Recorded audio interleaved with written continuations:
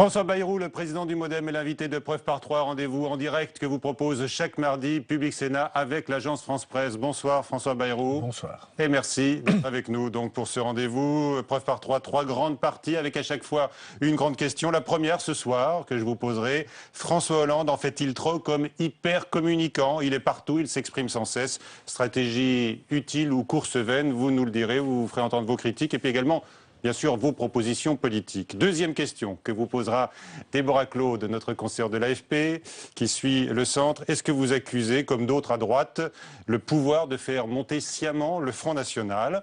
Et puis, troisième question, avec Perrine Tarnaud de Public Sénat. Manuel Valls a-t-il raison de repousser d'un an la réforme des dotations aux communes face à la fronde des maires? Et vous-même, vous nous direz, comme maire de Pau, si vous êtes un révolté des dotations. Voilà pour le programme ce soir. François Hollande s'exprime donc abondamment. Il va à la rencontre de tous les segments ou cibles des Français. C'est le mot qu'utilisent les professionnels de la communication. Et on sait qu'il y en a à l'Élysée. Alors, selon vous, est-ce que François Hollande en fait trop comme hyper communicant? La communication tue le sens des gestes, tue la sincérité profonde, l'authenticité qu'on est en droit d'attendre de quelqu'un qui a reçu la confiance des Français pour diriger leur action et affronter avec eux les difficultés qui se présentent. Avec eux. Pas en perpétuelle campagne électorale. C'est le cas, là, aujourd'hui. Et le dernier exemple que vous avez vu, c'est-à-dire cette entrevue bidonnée. On va le voir, avec une dame qui en réalité était manipulée alors que tout ça a été présenté comme étant improvisé à la dernière minute. Oui, pour moi ça vous a choqué? Pour moi, ça veut dire que l'authenticité n'est pas là, que la sincérité n'est pas là et que ce qui dirige la totalité de l'action du pouvoir, ce n'est pas l'obligation de résoudre les problèmes des Français, de présenter des solutions courageuses, d'aller au-devant des obstacles, de dire ce que nous rencontrons, ce que notre pays rencontre. La seule chose qui désormais compte, c'est la campagne électorale, la perspective de 2017, les sondages qui d'ailleurs demeurent pour cette raison en berne. Vous l'écoutez ou vous l'entendez encore, le chef de l'État, quand il s'exprime? Non, mais il y a des mois et des mois matin, midi et soir, que François Hollande n'est pas entendu. Il y a des mois et des mois que sa parole, plus encore que sa parole, sa personnalité est devenue très loin pour les Français et que, comme vous dites dans votre langage, elle n'imprime plus. Elle n'imprime plus sa personnalité. Elle est désormais dans un chemin d'éloignement, d'absence auprès des Français. Et je crois que l'un est lié à l'autre. C'est-à-dire, à partir du moment où l'on ne s'exprime plus vraiment avec la sincérité de son être, mais qu'on est complètement entre les mains de, entre guillemets, communicants. Moi, je crois que c'est le contraire de communicants. Je crois que la communication, c'est le contraire de ce qu'ils font. La communication, ce n'est pas de la mise en scène, ce n'est pas des propos recopiés, ce n'est pas de l'artificiel. La vraie communication, c'est le naturel. Alors justement, il s'en défend de faire de la communication, François Hollande. Et François Bayrou, vous avez évoqué l'épisode Lucette Brochet, donc, qui est cette retraitée qu'il a accueillie dans son HLM à Vendœuvre-les-Nancy et qui a fini par vendre la mèche de l'opération de com. On regarde. Ce que vous payez ici, ce que vous avez comme retraite, vous arrivez... Non, moi j'y arrive. Non, je ne demanderai pas de chèque. J'étais mieux avec M. Eckert au cas où... Je vais continuer à rencontrer autant de compatriotes qu'il est possible de pouvoir, dans ma position, visiter.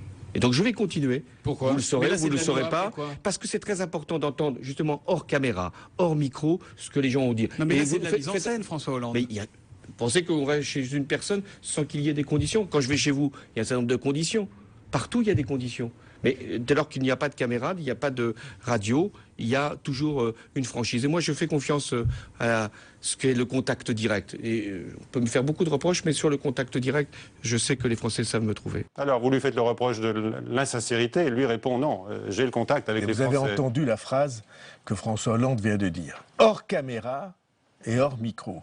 Et la scène à laquelle on avait assisté auparavant, dont vous avez montré largement les images, c'était une scène entièrement construite pour les caméras, les micros, avec les types qui étaient assis, les notables qui étaient assis sur des chaises autour de la table, et tout ça, la seule chose qui manque, ça soit la vérité, la seule chose qui manque, c'est la vérité d'un dirigeant, d'une attitude et d'un être. Il va à la chasse aux voix, à mon sens, il se trompe. Alors, vous dites qu'il n'imprime plus, sa personnalité n'imprime plus. Est-ce que, néanmoins, vous lui reconnaissez récemment certains succès au chef de l'État? On parle par exemple du recul léger du chômage au mois de septembre, et également la nouvelle compétitivité face à l'Allemagne grâce au CICE qu'il a mis en place. Oui,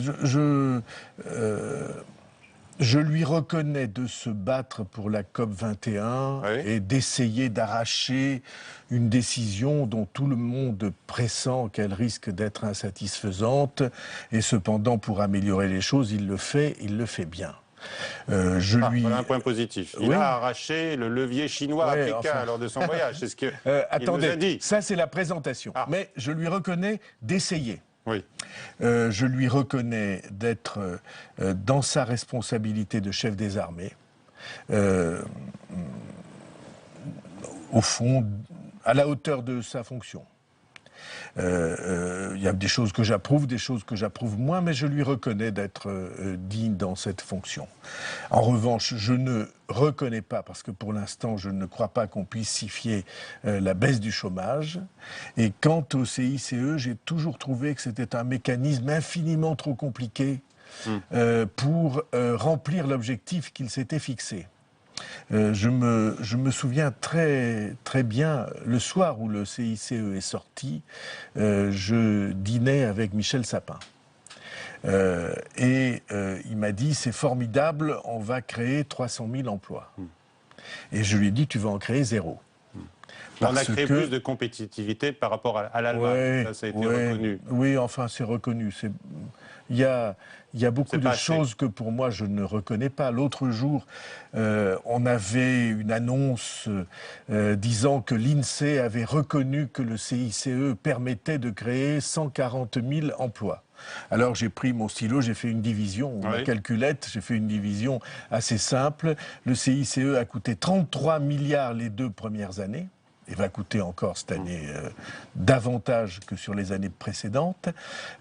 13 milliards la première année, 20 milliards la deuxième année. Je parle de mémoire, mais je crois que c'est assez juste. Et s'il a créé 140 000 emplois, ça équivaut à 250 000 € à peu près par emploi. Et vous voyez qu'on ne peut vraiment pas se vanter d'un résultat comme celui-là. J'espère que ça a permis de sauver des emplois.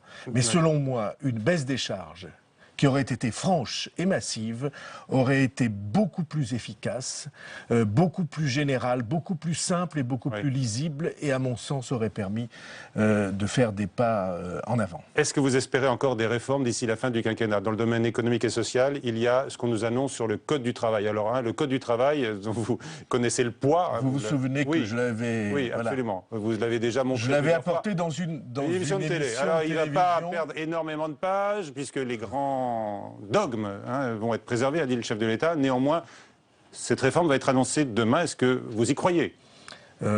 Franchement, après les déclarations successives, on a l'impression que pas grand-chose ne va changer. Moi, je voudrais qu'on fasse un code du travail d'abord lisible par tous, sur un petit nombre de pages, mettons une centaine de pages. Et Robert Badinter a montré quelle exigence ça représentait. Je ne dis pas que son texte soit parfait, mais il me semble qu'on pourrait garantir les mêmes droits en utilisant des textes qui soient beaucoup plus lisibles et beaucoup plus simples. Est-ce que vous, par exemple, vous êtes partisan... Ça, c'est la première question. Qu'on garde, par exemple, le contrat de travail, la durée légale de travail et le SMIC. Là, ce sont les 3 points, mais Alors, on n'en pas. Vous êtes pour qu'on garde ce socle ou pas? Vous voyez qu'on change de sujet. Ah hein. C'est le Code du travail. Oui. La question est d'abord de sa forme, du poids qu'il représente, du caractère illisible, il fait près de 2000 pages, du caractère illisible, 2000 pages en caractère minuscule. Hein. Il faut s'armer d'une loupe pour la lire. Et ça change tout le temps. Alors ça, c'est contre... un petit entrepreneur, un artisan, une PME qui évidemment ne peut pas prendre connaissance, et c'est donc à l'avantage des organisations puissantes, des services de ressources humaines des grandes entreprises et des avocats. Et sur ce point, je dis qu'en effet, c'est une faute. Après, il y a une deuxième question. C'est est-ce qu'on doit changer un certain nombre de dispositions à l'intérieur? Oui. Et ma réponse à moi, c'est que oui, il faudra changer un certain nombre de dispositions à l'intérieur. Il y en a une que je n'accepterai pas de changer. C'est le SMIC. Le SMIC, un salaire, on garde le salaire minimum. Il n'y a plus de durée légale, parce que après, on peut discuter sur la manière dont, branche par branche, entreprise par entreprise, on discute de la durée. Et j'ai moi-même des idées que probablement je pourrais présenter assez vite sur la manière dont on peut traiter la question des 35 heures. Mais sur le SMIC, sur le salaire du travail, non, je ne suis pas prêt à baisser le salaire du travail parce que je considère que si je voulais aller jusqu'au bout de ce que je pense, le travail n'est pas assez bien payé pour une grande catégorie de citoyens. Alors vous voulez faire des propositions, vous l'avez dit, là bientôt, en 2017, comme les candidats de droite qui se préparent à la primaire? Peut-être avant. Je ne me prépare pas à la primaire. Je ne me prépare pas à la primaire, comme vous savez. Mais je parlais de l'élection présidentielle, indépendamment de la primaire. Je ne suis pas aujourd'hui obsédé par l'élection présidentielle. Bon. Par le programme, par votre programme en tous les cas. Et écoutez, il y a encore dans l'actualité ce pataquès, le programme présidentiel. Lorsqu'un pays est dans une situation comme celle-ci, il faut que chacun ait des idées pour en sortir. En tout cas, ceux qui sont responsables comme portant une partie des courants démocratiques du pays, ceux qui ont quelque chose à dire sur cet avenir, il faut qu'ils aient des idées sur ce qu'ils vont faire, bien sûr. Et qu'ils soient présents au moment opportun pour les défendre devant les Français. La préparation de l'élection présidentielle, on aura peut-être l'occasion d'en parler. C'est pas du tout la phase de déclencher une campagne, à mon avis. D'accord. Alors, je voulais vous interroger sur le pataquès fiscal avec les retraités et la demande du secrétaire d'État donc au budget, qui invite les contribuables à ne pas payer. C'est une situation qui inspire d'ailleurs Plantu à l'Une du Monde de voir son dessin ce soir. Comment est-ce que vous réagissez? J'ai pas vu le dessin. Vous n'avez pas vu le dessin, vous allez le voir en tous les cas. C'est Manuel Valls qui conseille à des contribuables de dire laisse tomber ces cons en citant les agents du fisc. Bon. Vous voyez bien, tout ça se fait dans une improvisation absolue. C'est un imbroglio et une improvisation. L'un se conjugue avec l'autre et l'un aggrave l'autre. C'est la preuve que tout ça n'a pas été pensé, réfléchi, n'a pas de ligne de conduite, qu'on est vraiment dans non pas au jour le jour, mais à la minute. Il suffit de découvrir une émission de télévision pour qu'on se rende compte tout d'un coup que, en effet, un très grand nombre de foyers, par une décision qui, d'ailleurs, je le rappelle, est une décision qui avait été prise sous Nicolas Sarkozy. Voté en 2008. Une décision qui change les choses. Moi, je pense que il faudra un jour qu'on ait un impôt qui soit un impôt qui touche tous les Français, auquel chaque Français soit assujetti, quitte à avoir augmenté ses revenus du montant minimal de l'impôt, vous comprenez, pour que nul ne soit pénalisé, mais que tout le monde participe. Aujourd'hui, l'impôt sur le revenu repose sur moins de la moitié des Français. Moins de la moitié des Français. Sur 100%. Je trouve qu'il serait normal que tous les contribuables, d'une certaine manière, participent à cet effort, ce qui veut dire qu'il faut poser la question des relations avec la CSG. qui touche tous les revenus des Français et que donc on ait une architecture fiscale qui soit beaucoup plus simple, beaucoup plus compréhensible et beaucoup plus juste que celle que nous avons aujourd'hui. Alors vous avez adressé un satisfecit tout de même à François Hollande tout à l'heure pour son action internationale et l'engagement bien sûr des troupes françaises à l'étranger. Nicolas Sarkozy, selon vous, s'est-il abandonné à la diplomatie parallèle en allant rencontrer Vladimir Poutine à Moscou?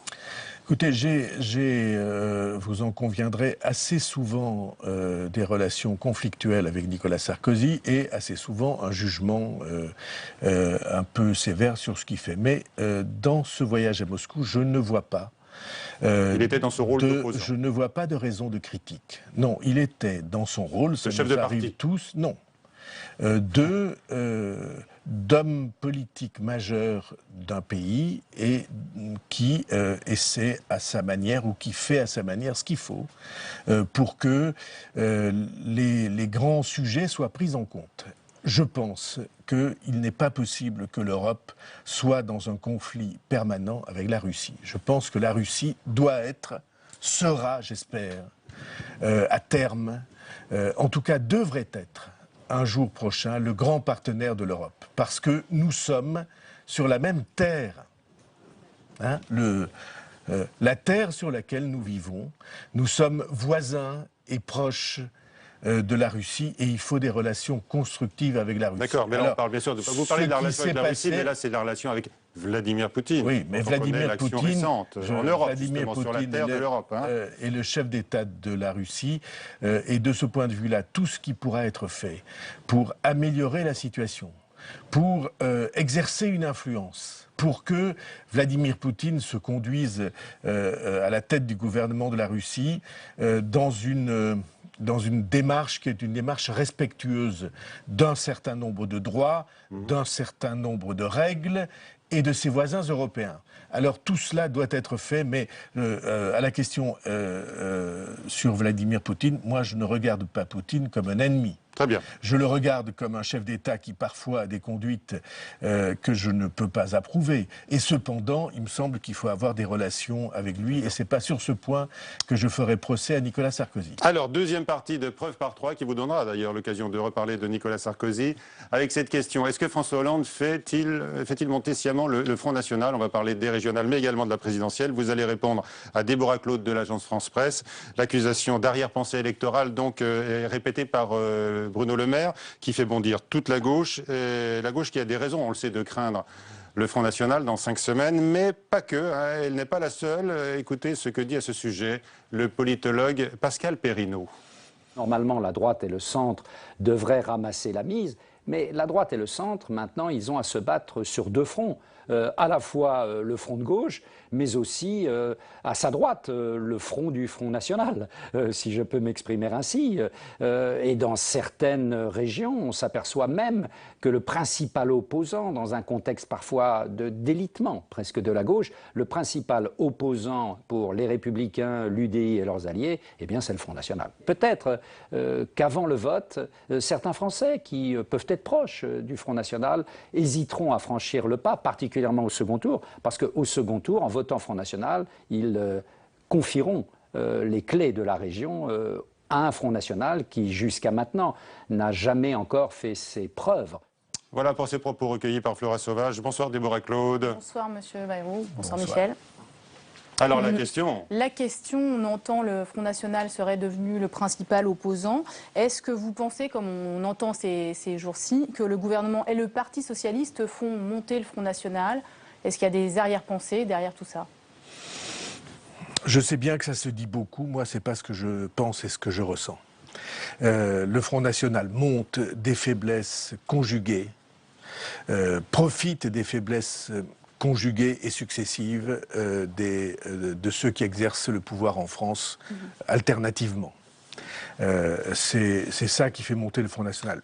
Plus encore, c'est pas tant de leur faiblesse qu'il s'agit, c'est de leur impuissance.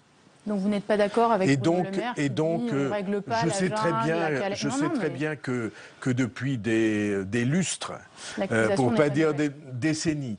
La droite dit c'est la faute de la gauche et c'est Mitterrand qui a inventé le Front National. Il l'a favorisé un tout petit peu, avec ruse. Mais c'est pas vrai que ce soit la gauche qui fasse monter le Front National. Et la gauche dit c'est la faute de la droite qui reprend les thèmes du Front National. Je crois pas non plus que ce soit le fond de la question. Le fond de la question, c'est que le Front National est entré dans une situation qui est la situation la plus électoralement favorable. Il est devenu l'opposant universel. Est-ce qu'il est surcoté? Et l'opposant universel, forcément, ça ramasse les voix à chaque instant. Et donc, est-ce qu'il est surcoté? Non, je ne crois pas. Je pense que les sondages disent à peu près ce qu'ils trouvent dans leurs enquêtes. Jean-Christophe Cambadélis se dit sûr qu'il n'y aura pas de victoire Front National au régional. Est-ce qu'on peut en être sûr? Est-ce que c'est votre sentiment? Ça signifie que l'électorat de gauche, si l'opposition de droite et du centre est en tête, se reporte sur elle. En Aquitaine, il est à 20%, crédité de 20% des voix, le candidat du Front National. Non, mais en Aquitaine, il n'y a pas... À vues humaines, il n'y a pas de risque d'extrême droite en Aquitaine. C'est une région dont le tempérament, la culture, la sensibilité ne l'apportent pas naturellement. Parce que s'il y avait risque en Aquitaine, alors je vous garantis qu'il y aurait partout ailleurs. De très graves craintes alors, à avoir. mais quand vous évoquez les électeurs de gauche, vous qui avez voté François Hollande, je le rappelle, est-ce que vous les appelez aujourd'hui, ces électeurs de gauche, à une forme de mobilisation pour le candidat de droite face au Front National? J'appelle à la lucidité. Vous appelez les électeurs? Et à la cohérence. Vous appelez qui? Tous les électeurs. À la lucidité et à la cohérence. Il y a au fond deux sortes de positions en face du Front National. La première, c'est ceux qui pensent que c'est pas grave. Ou bien que c'est bien, ou bien que c'est pas grave. Et il y a ensuite ceux qui pensent que c'est grave pour l'avenir du pays. Que les propositions et plus encore les obsessions du Front National. Mais les deux comptent. Pour moi, les propositions sont aussi importantes ou aussi dommageables que les obsessions. Que tout cela nous entraîne à une catastrophe. On croit que c'est pour réparer le mal, c'est pour aggraver le mal. Et donc que tout cela soit lucide, qu'ils identifient le risque maximal et qu'ils soient cohérents et qui tirent les conclusions de leur analyse, ou en tout cas de leur certitude, à laquelle ils arriveront que, en effet, là, il y a un risque qu'on ne peut pas courir simplement pour notre pays et pour les plus fragiles dans notre pays. Parce que qui trinquera le jour où, ou qui trinquerait le jour où ce type de position, de disposition entrerait dans les faits? La perte de confiance à l'égard de la France, la crise absolue de tous ceux qui regardent la France, par exemple des investisseurs, par exemple de ceux qui peuvent aider à financer notre économie. Est-ce que vous sentez la mobilisation assez forte aujourd'hui contre cette catastrophe que vous annoncez? Dans le Nord, peut-être. Peut-être dans le Nord, Déborah? Justement, l'économie, le secteur économique a fait savoir, il me semble qu'il y a un inquiétudes. début de prise de conscience. Mais j'appelle à cette prise de conscience chacun de ceux qui auront l'occasion de nous entendre. Ceux qui trinqueraient dans une affaire comme celle-là, dans une dérive comme celle-là, ce sont les plus faibles des Français. Si vous regardez la Grèce, qui risquait en premier lieu, en première ligne? C'est pas les armateurs grecs. Ceux-là, ils ont mis leur argent ailleurs. Ceux qui risquaient, c'est les petits retraités dont on avait déjà amputé les retraites et qui allaient se retrouver sans rien. Ça, c'est me semble-t-il, pour tous ceux qui ont une conscience civique et sociale. Ceux qui pensent que quand on a la responsabilité d'un pays, ne serait-ce que comme citoyen avec un bulletin de vote, on doit penser à tous ceux qui ont du mal à vivre et puis à ceux qui peuvent tirer le pays en avant, ces deux aspirations, Vous appelez eh bien une vision ceux-là, claire. je les appelle à la lucidité et à la cohérence de leur Au front républicain, quoi. Oui, j'emploie On met pas des mots. ce mot parce que tous ces mots-là, front... C'est ça, quand même. Front, parce que front, c'est d'abord le Front National qui a utilisé le mot. Hein, et donc on essaie de faire un décalque. Alors, et je vous trouve préférez que le mot plus... résistance, vous préférez quoi? Non, je préfère le mot responsabilité. D'accord. Aujourd'hui, le président des Républicains, Nicolas Sarkozy, a mis le paquet sur la sécurité avec de nouvelles propositions. On va l'écouter et vous allez pouvoir réagir. Nous voulons mettre un terme à la fatalité d'une autorité de l'État bafouée systématiquement jour après jour. L'autorité de l'État doit être rétablie en France. Tout se passe aujourd'hui comme si tout s'en allait, comme si la République s'abandonnait, comme si les Français étaient livrés à eux-mêmes face aux différentes menaces. Alors, on va écouter maintenant la réponse de Manuel Valls et vous allez pouvoir arbitrer cette polémique qui monte aujourd'hui. Quand un ancien président de la République estime, et vous l'avez rappelé, qu'il n'y a plus d'autorité de l'État après avoir lui-même supprimé près de 13 000 postes dans la police et la gendarmerie et des centaines de postes de magistrats, après avoir lui-même affaibli l'institution judiciaire en remettant plusieurs fois en cause des décisions prises par des juges indépendants, comment voulez-vous que les Français aient confiance dans la justice, dans les forces de l'ordre, confiance dans la République? Comment voulez-vous qu'ils reconnaissent dans l'autorité quand un ancien président de la République, l'opposition et la droite se livrent au fond à ces attaques contre ce qui fonde les fondements de la République? Alors, Déborah Claude. Qui fait reculer la République, Monsieur Bayrou? Bon, cette polémique, franchement, elle m'intéresse assez peu et je crois qu'elle lasse beaucoup ceux qui nous écoutent. Un seul mot de réponse à Nicolas Sarkozy. Il y a un chiffre qu'il a lui-même dénoncé dans son discours, c'est le nombre de peines de prison qui ne sont pas exécutées. Il paraît qu'il y en a près de 100 000, mais il y en avait plus de 80 000 quand Nicolas Sarkozy a quitté le pouvoir. Autrement dit, c'est un inexorable glissement. Donc la question de la sécurité, pour vous, c'est pas une question importante. C'est une question capitale, j'ai jamais dit ça. Pardon. C'est une question capitale, mais ça fait des années que, en effet, l'État ou l'autorité ou la justice est constamment plus fragile et constamment plus impuissante dans notre pays, et je ne crois pas que ce type de polémique puisse nous permettre d'en sortir. Si Mais Nicolas il y a des propositions qui si sont faites. Nicolas Sarkozy avait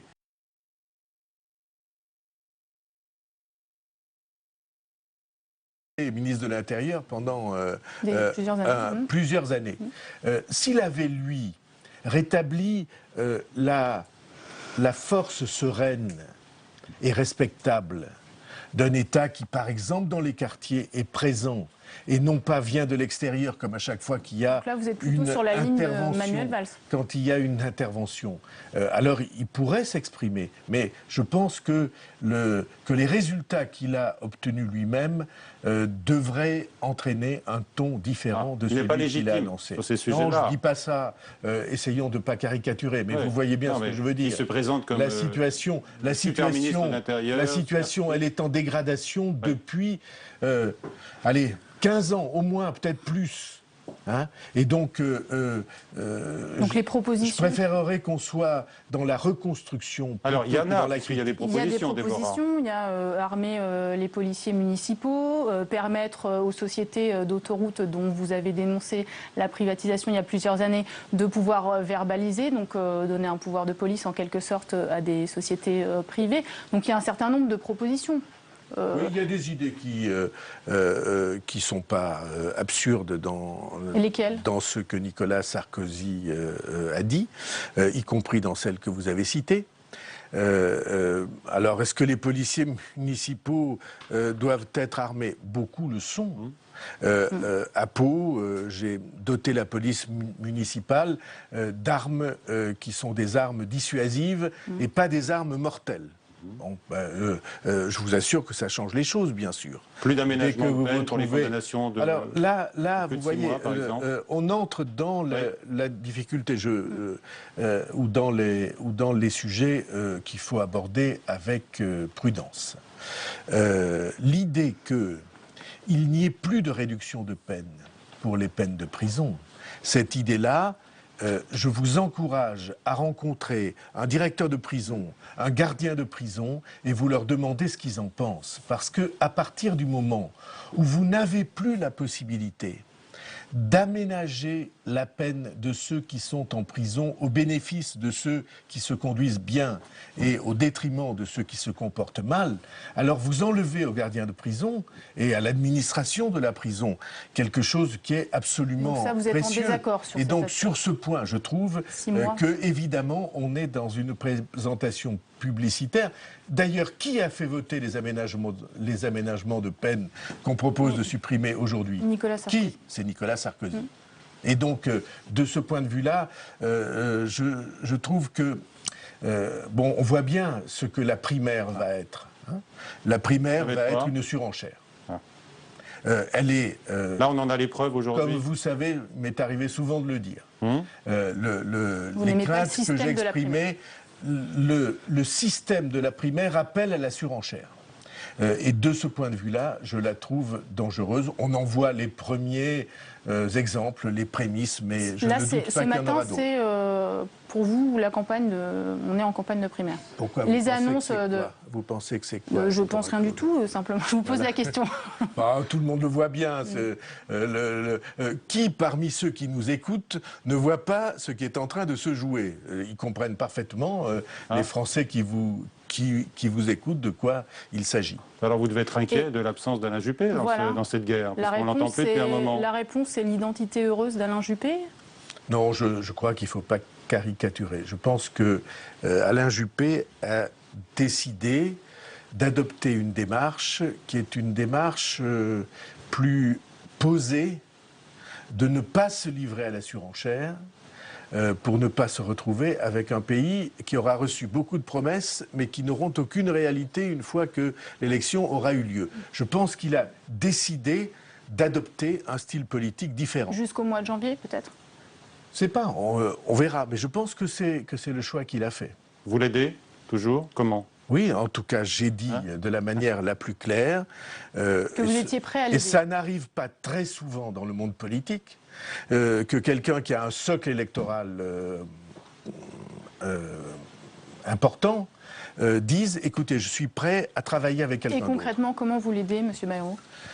Eh bien, je l'aide en parlant avec lui et je l'aiderai dans toutes les étapes qui viennent. Alors, Parce vous que avez je vu- trouverai positif et favorable qu'il puisse, comme il l'espère, comme il l'a choisi, donner à ce mécanisme de la primaire une issue favorable. Vous avez vu qu'un sondage, même si les sondages le placent parmi les hommes politiques les préférés des Français, un sondage le donne perdant face à Nicolas Sarkozy à la primaire.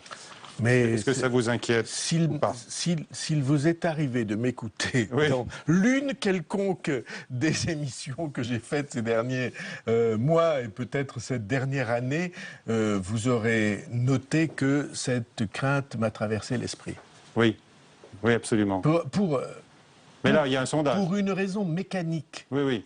qu'il faut comprendre. La surenchère, vous l'avez C'est expliqué. que ça se prête à ça, Oui. ou ça encourage à ça, ou ça entraîne en effet à la surenchère. Et vous Et comme Vous n'y comme croyez je- pas finalement à son succès, donc? Non, je n'ai pas dit ça une seule Vous ne croyez fois. pas à la primaire. Vous ne croyez pas à la primaire, mais Alain Juppé pense que ce système que moi je redoute, il peut au contraire entraîner son succès. Avec 4 millions Parce de que si le nombre de ceux qui participent est grand, alors il est persuadé de pouvoir convaincre. Et les mois passants, vous êtes toujours en s'il désaccord. peut, alors je serai heureux de l'aider. Un petit mot sur les régionales. Vous êtes, enfin comment dire, les modems sont souvent dans des listes avec les Républicains. Donc vous êtes avec Laurent Wauquiez, par exemple, dans différentes régions. Donc ça vous pose pas question? Notamment pour Laurent Wauquiez, puisqu'on bon. a vu Laurent Wauquiez aller devant les militants de la Manif pour tous. Est-ce que c'est trop droitier à vos yeux? Non, mais ça, chacun a le droit d'adopter la position qu'il faut. Pourquoi est-ce que nous avons été avec la droite dans cette élection? Parce que la règle électorale, c'est que, en réalité, à moins de 10%, vous êtes le jouet des autres. Vous n'avez pas le choix. Que deuxièmement, les règles de financement font que vous êtes obligé d'investir des sommes considérables, et je suis sûr qu'il y a beaucoup de candidats qui vont avoir des difficultés, et que ces sommes considérables, nous qui sommes, j'allais dire, pauvres mais honnêtes, ou pauvres parce que honnêtes, ou en tout cas sans budget important. Nous sommes le seul parti qui n'a pas de dette. Vous n'aviez pas le choix. Et donc, en tout cas, c'était un obstacle qui nous paraissait d'autant plus grave que la menace du Front National existait. Mais il y a eu débat, y compris parmi mes proches, sur le choix qu'il fallait faire.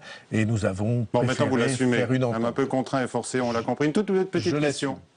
Est-ce que Nicolas Sarkozy a raison de dire qu'il est victime d'un acharnement de la justice? Oui. Décidément, c'est le soir. Sur Air Cocaïne. C'est la soirée. Franchement, j'ai eu beaucoup de débats avec Nicolas Sarkozy. Oui. Je ne l'ai jamais soupçonné d'être un trafiquant de cocaïne. Je veux dire que... franchement, je n'ai jamais pensé qu'il puisse être dans les trafics et le crime organisé. Et donc, alors je ne sais pas quel élément le juge avait, mais alors franchement, ça m'a, comment dirais-je, surpris. Très bien. Alors merci Déborah. Perrine Tarnaud arrive maintenant pour la troisième partie de Preuve par 3. François Bayrou, et on vous posera cette question. Est-ce que Manuel Valls a eu raison aujourd'hui de repousser d'1 an la réforme des dotations aux communes? La fronde des maires, dont vous êtes, je le rappelle, était trop forte. Le président du Sénat, Gérard Larcher, a réagi en ces termes il y a quelques instants sur Public Sénat. C'est d'abord une victoire pour les communes. Et c'est ça qui compte. Victoire pas contre, mais tout simplement victoire de la raison. En effet, nous connaîtrons la nouvelle organisation intercommunale qu'a mis 2016. Et voilà qu'on réformait une dotation avec notamment une composante intercommunale forte sans connaître le périmètre d'intercommunalité. Alors, il est clair que nous souhaitons qu'il y ait un texte spécifique, qu'on en débatte, qu'on en discute, qu'il y ait, j'allais dire, les études d'impact nécessaires, enfin qu'on travaille sérieusement sur ce sujet très sérieux pour les collectivités territoriales. Voilà, le président du Sénat interrogé tout à l'heure sur Public Sénat par Michaël Zamès. Bonsoir, Perrine Tarnaud. Bonsoir Michel, bonsoir François Bayrou. Bonsoir. Est-ce que vous estimez que Manuel Valls a cédé au maire? En tout cas, il a eu raison de le faire. Et j'approuve absolument Gérard Larcher dans son expression. On avait des scénarios qui étaient, pour une ville et une agglomération comme celle de Pau, 150 000 habitants, qui étaient apocalyptiques. Alors je ne sais pas s'ils étaient exacts, puisque personne n'a eu... Apocalyptique en termes de baisse des dotations, vous voulez dire? Personne n'a eu l'occasion de les examiner. Comme vous savez, j'ai été un des rares maires à refuser de participer, entre guillemets, à la fronde. Vous nous l'aviez dit l'an dernier au Congrès des maires de France. Parce que tout le monde sait qu'on va devoir faire des efforts. Et la ville et l'agglomération dont j'ai la responsabilité en font. Par exemple, notre budget de cette année sera en augmentation 0 en euros courants, sans tenir compte, en ayant absorbé l'inflation et l'augmentation des salaires, sera en augmentation 0 par rapport au budget de l'année précédente. Si vous trouvez beaucoup de communes qui en sont là, faites-moi signe. Est-ce que vous allez pouvoir tenir longtemps cette ligne, Oui, je peux tenir longtemps. Avec la baisse des dotations? Pas si on aggrave la charge. Voilà.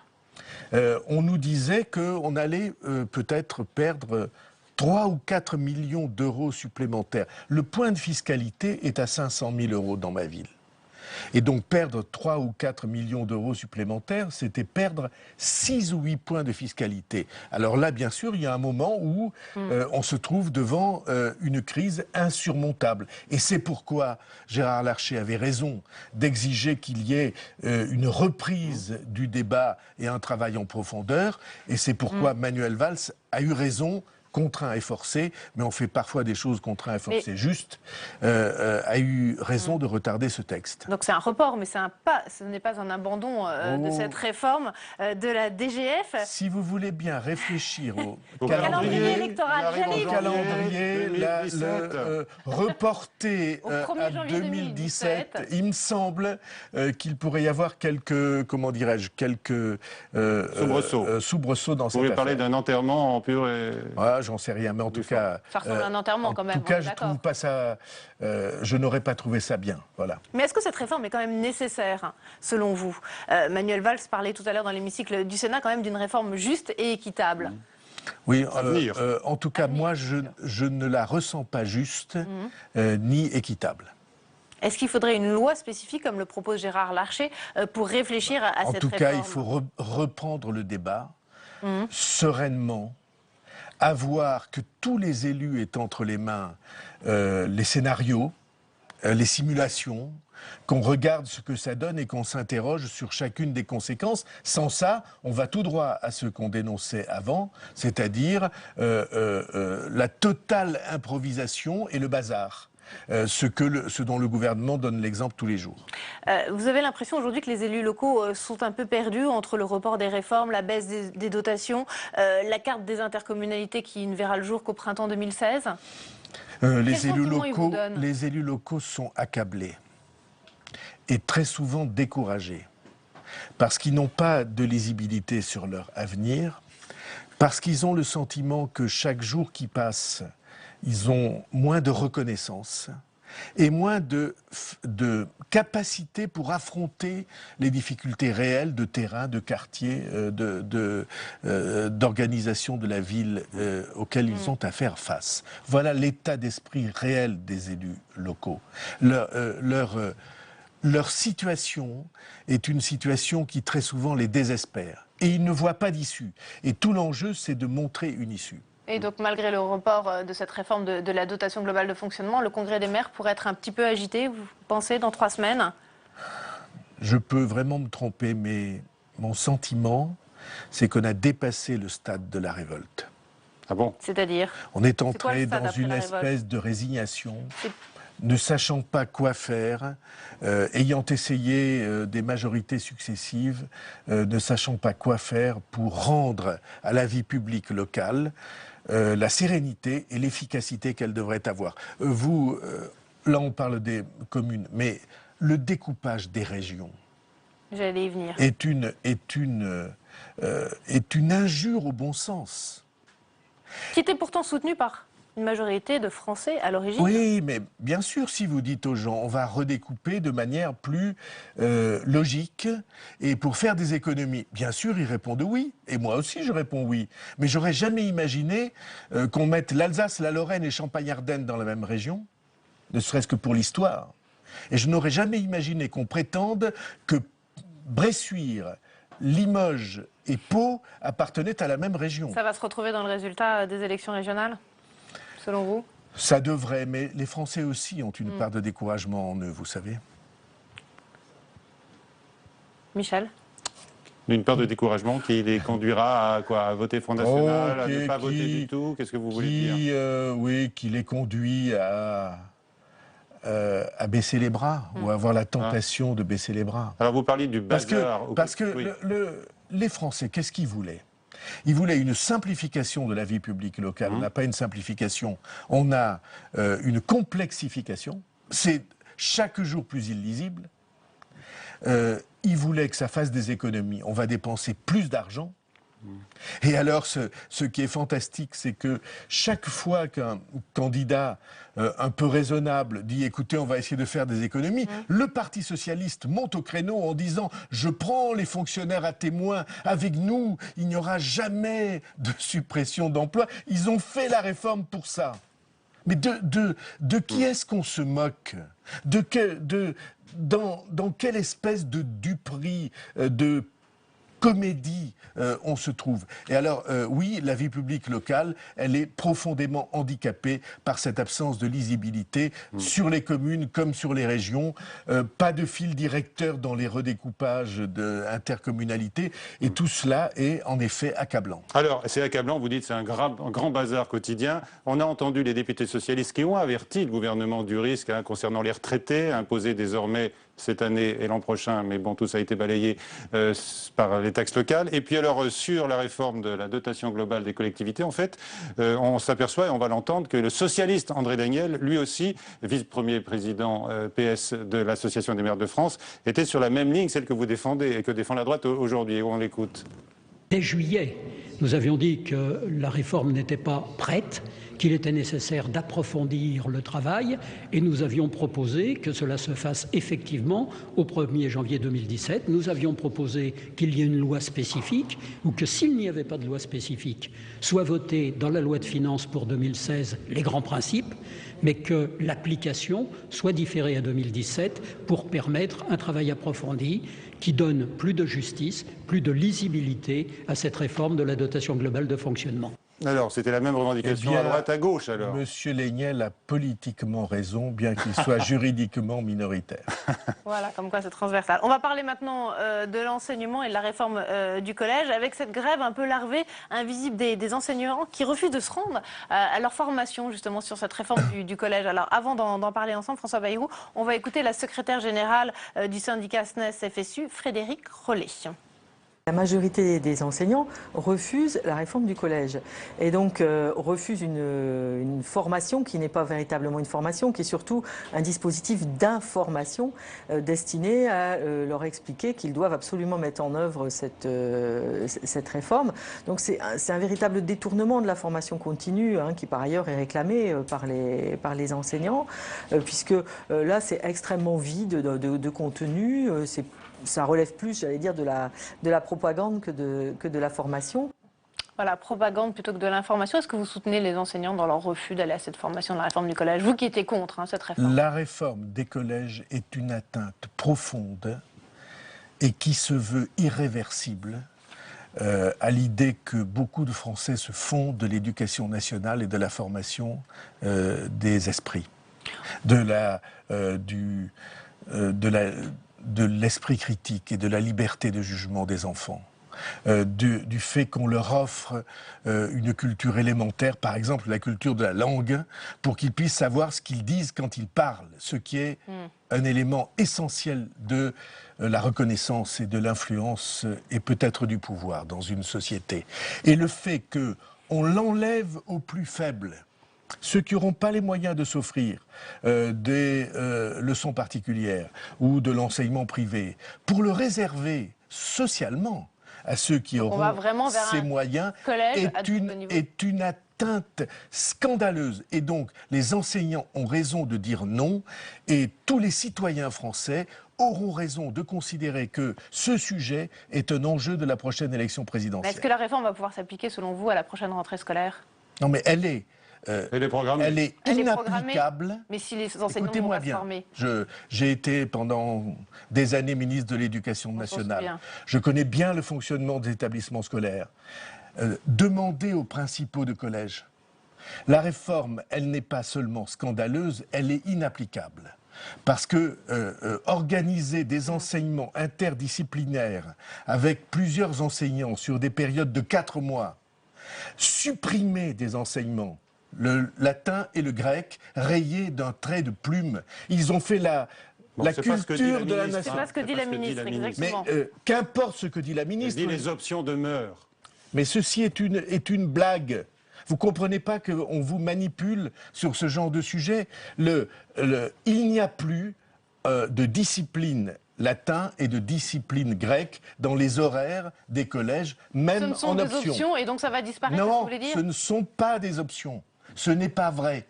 On dit il y aura des enseignements interdisciplinaires de culture de l'Antiquité. Un enseignement interdisciplinaire, ça dure 4 mois. Sur les années 5e, 4e et 3e, qui étaient les années où on s'initiait Oh, c'était pas de la linguistique évoluée, et d'ailleurs tant mieux. Mais c'était une découverte de quelque chose d'extrêmement profond, qui est que les mots ont une histoire. Ils viennent de quelque part. Et quand on les utilise, alors, et quand on sait les utiliser, alors on a entre les mains une arme pour se faire entendre, y compris sur un plateau de télévision, vous comprenez?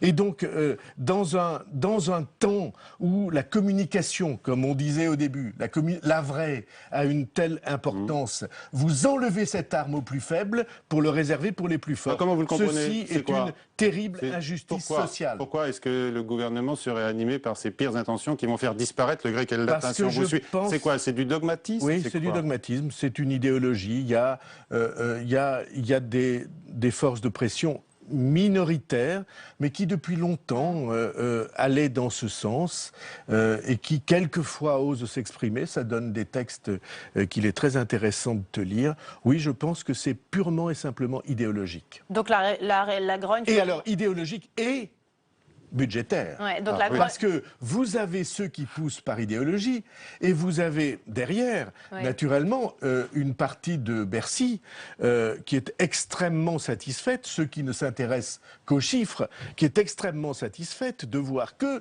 on va économiser des postes. Donc... Et au fond, l'intérêt financier et l'intérêt idéologique se rencontrent, se marient pour porter un coup brutal et honteux à l'idéal d'éducation nationale. Vous êtes un Béarnais, c'est juste. François Bayrou. Le Sénat a rejeté la semaine dernière la charte des langues régionales. Est-ce que vous auriez aimé que le Béarnais soit inscrit dans la Constitution française? D'abord, je ne pense pas que c'était cela qu'on allait inscrire. Parce que la reconnaissance ou la mention des langues régionales est déjà dans la Constitution. Et de ce point de vue-là, on dit le français est la langue de la République dans le respect des langues régionales qui appartiennent. Et j'ai joué à l'époque, en tout cas j'ai aidé à ce qu'une telle reconnaissance apparaisse. Après, il y a un débat juridique. On n'a plus le temps de l'ouvrir. Et un débat politique, je vais le résoudre en une phrase. Oui. Il faut que les dispositions légales soient prises pour que ces langues puissent connaître un avenir. Elles sont pour la plupart en grand danger de disparaître. Et moi, je les défends. J'ai, à l'époque, sauvé les écoles d'Iwan pour le breton, Icachtola pour les Basques, et Calandrette pour toute la partie gasconne et occitane. Non, sur le débat juridique, il y avait sans doute des fondements. Je suis pour qu'on trouve un dispositif législatif pour aider ces langues à survivre et à se développer dans le futur. Voilà, merci. On sent que vous avez, avec les langues et l'éducation nationale, un sujet pour 2017, François Bayrou. La semaine prochaine, Perrine Tarnaud, notre invité sera Didier Guillaume, le président des sénateurs socialistes. Bonsoir à tous, merci encore, merci, à très vite.